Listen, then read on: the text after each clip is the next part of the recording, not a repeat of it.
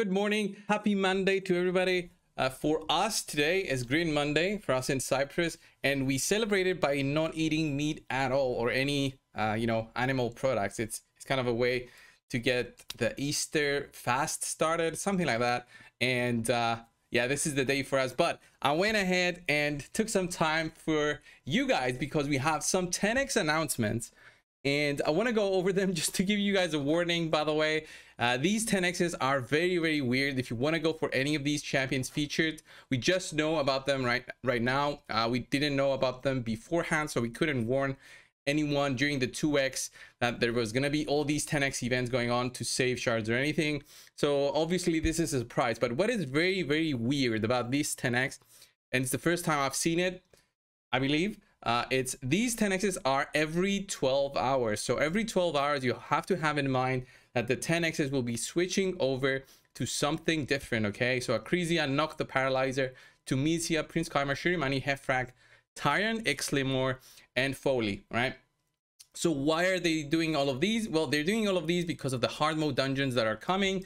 And what I'm guessing is that these hard mode dungeons will be coming much sooner than we think. I've mentioned this in my video yesterday that I do believe that the hard mode dungeons will be coming in March and probably before the next CVC, so that the new mode dungeons will come. All the people will be struggling or trying to push to get those hard mode dungeon teams farming so that they can farm more points through the hard mode dungeons instead of the normal ones. At least the more end game players. The normal players are just going to take their own pace, which is fine. Nobody is rushing anyone, honestly, with this game, the way that it works. Live PvP will probably not come anytime soon because they did mention that they will have a separate video detailing on how live PvP will be. So they detailed heavily on the hard mode dungeons, but not so much about live PvP, which I'm guessing it will be a totally separate patch at a different date. I'm guessing closer to the summer or something like that. And they might even do like a brand new login champion with that. Who knows? It's all with Plarium's marketing, right? And talking about marketing, they do mention a little bit more details here on what the 10x's give. And the really funny thing is when they mention here that from February 27th to March 2, we'll be launching special packs containing items that will help you in the hard mode dungeon. So keep your eyes peeled. Yeah, we're always so excited about summoning and buying packs, and that's how Plarium thinks, that we see the packs and we're like, just trying to get our stuff, trying to get our wallet, just try to buy those packs immediately. That's how Plarium thinks of the player base sometimes, I believe. And this is like an example of the pack that they offer. It does have 13 void shards, 2 sacreds for the USD 80 price, plus 3 chickens. I mean, as an endgame player, you don't value the chickens at all or the silver. The sacreds are, they're okay. And the voids are obviously much better price, but at this price point, it's not really worth it, I would say, for somebody who's focusing on more void champions than anything. So let's go back into the 10x to see the champions offered, and I want you guys to think about what they're offering and what the usefulness of those champions will be, and what the dungeons, the hard mode dungeons we will be facing as. Okay, all the 10x events, by the way, you've got the 0.5% chance to get the legendary, so it's not an increased chance at all to get it. It's just if you get it, you will have a 10x chance to get one of these champions. And we've seen with the ancients and the sacreds on how little the chance is for you to actually get a 10x champion. I myself summoned 2 legendaries last weekend when we had the 10x for what was her name, 10x for the Shadowkin chick, this one right here that I do not have, Harima, right? I tried, I got a 6th Nethril and my 2nd Dracomorph. So that shows on how bad the system is. And I think also Hades pulled like 13 legendaries and none of them were Harima, so have that in mind. That being said, what they are trying to showcase is the ideas that we have already in order to beat the new dungeons, and those will be, high damage dealing champions. Akrisia is an insane PvE champion. Anybody who has her knows that already, but if you don't have her, these 10x's for Akrisia will constantly come. So don't think this is your time to get her, okay, through the 10x. They will do Akrisia 10x's 3 to 4 times a year, guaranteed, no questions asked about it. The same thing that they do with Prince Kaimar. Prince Kaimar has been done through a 10x and a 2x 10x. 2x 10x has been done at least 2 times for Prince Kaimar, and the 10x at least another 3 or 4 times. So this is nothing that will be, you know, not coming in the future. Same thing with Tunisia, they've done it before. All the other champions are champions that seem to be useful. Okay, knock the paralyzer, lots of poisons, and the sleep debuff is also pretty cool for other dungeons such as the Sand Devil, but primarily the poisons are gonna be for the dragon. Okay, we've got Tunisia, who's gonna be great for Spider because of the stun set, since now the Spiderlings will be immune to the freeze. So Tunisia will be an insane champion for the Spider dungeon, the hard mode of it, because that one will be the easiest for all the endgame players to get to the level 10. Of course, all the other players will struggle a little bit, but more strategies will evolve for the new hard mode dungeon for Spider because of the extra damage that the Spider takes from the Spiderlings dying. So have that in mind. Then Prince Karma is just the reset champion that we all need for dungeons, plus a good PvP champion, an amazing PvP champion. Then Shirimani. Shirimani is a champion I do not have. Personally, I do not have Shirimani. One of the few that I don't have of the high elves.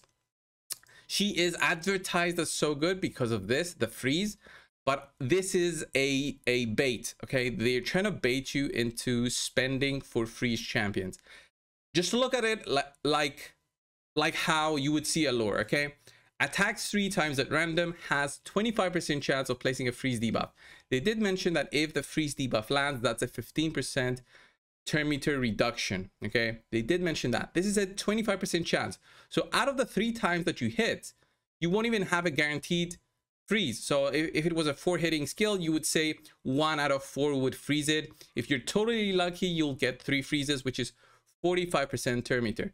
This is not even a lot, because if you compare Allure, okay, if you compare Allure as the goddess of Fire Knight, where she was and still is for the normal dungeons until we get the new ones, she had a 25% decrease per hit. 25, not 15%, 25, and she still needed to be extremely fast, sometimes with you know, Phantom Touch to help with the shields, and also with, you know, relentless gear or, you know, amazing speeds in order to get this one to hit constantly over and over and over again. So Shirimani is one of the baits.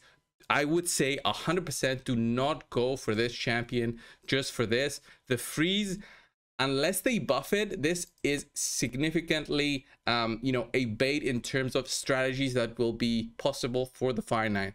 I highly doubt that we will see freeze strategies unless new champions come in or something is changed and tweaked, maybe like a little bit of a higher turn meter reduction than the 15% that they advertise. Okay, that is for her, for Shirimani. And then we have some other champions such as Hefrak Tyrant, who is an amazing HP bear champion for the Ice Golem. He was already great for the Ice Golem. He could actually solo Ice Golem 20, I believe, when it was Spirit Affinity, and pretty solid for the HP bear. Very tanky champion, helps you survive because he reduces the damage that the boss does because the HP burn is on the boss.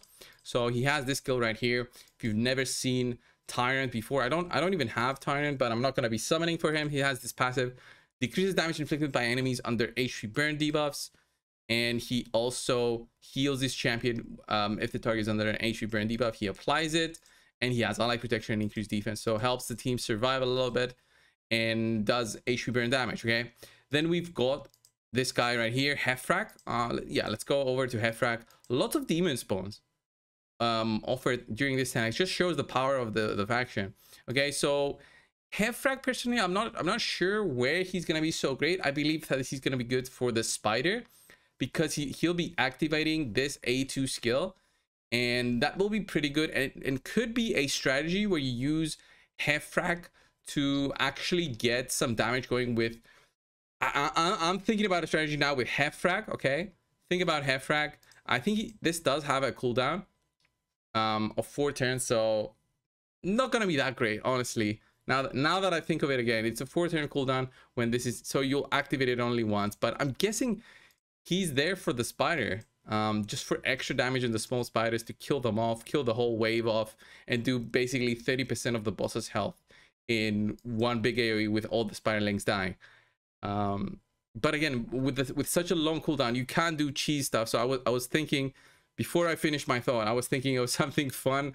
Let's say Vargal, and he would be summoning this Galsworn over and over, and he would be dying, and then you would use Hefrak to activate his A2. But then the realization came that you can only basically do the A2 2 times, one from the activation and one from the passive. So not that amazing, is it?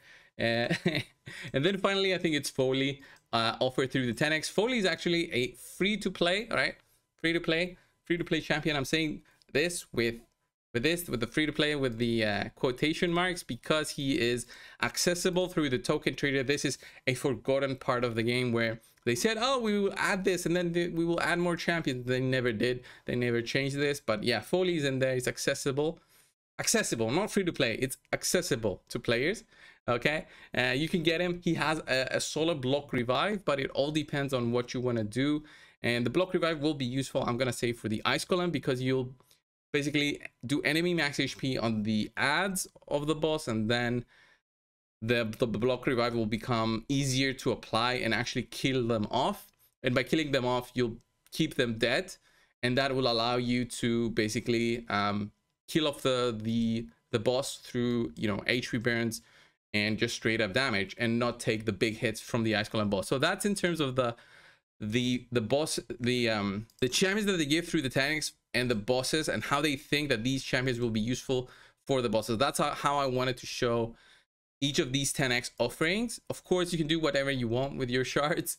I don't care, honestly, but I mean, keep them. This is not something that will never come again, and there's no hurry in terms of beating this content. Honestly, the 10x's are for the bigger whales who just buy shards in the hundreds and then just spend them to get the +2s, the +3s, or the dupes of the Ecclesias and all that. That being said, just wait out for the freebies. We're gonna have their 4th year anniversary pretty soon, and I'm confident that we'll get some freebies at least out of there. This will be ending in about 5 weeks, so I'm wondering if their actual celebrations will end with this. Still not sure. I've stopped bothering with this, really. All of these rewards are so bad, so I've stopped really bothering with this. The sacred shard is, if I get it, cool. If I don't, whatever. It doesn't really matter. I did it halfway through by pushing a little bit at the start, but now I stopped bothering. All right, that is for today's video. Thank you guys so much. Subscribe if you haven't already, and I will see you in the next one. See ya.